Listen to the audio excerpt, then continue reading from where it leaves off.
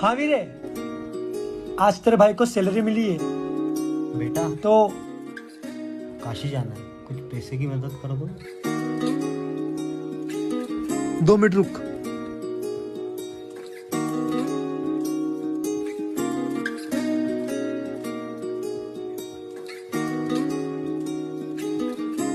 पता नहीं किस रूप में आकर नारायण मिल जाएगा।